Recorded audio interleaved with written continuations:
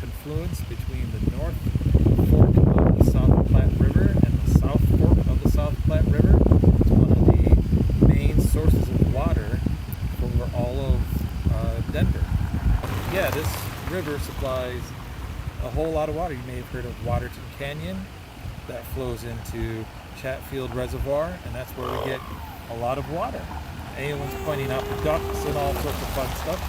But anyway, I came here because our passage today is Psalm 133, verse 1, which says that God is pleased when his people come together in unity.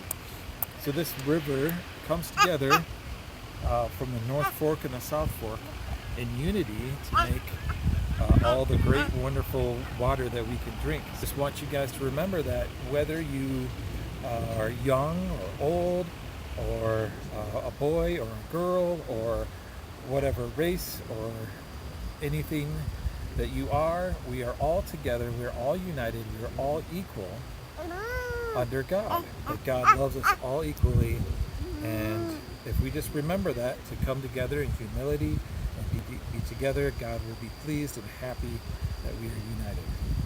All right, see you guys later.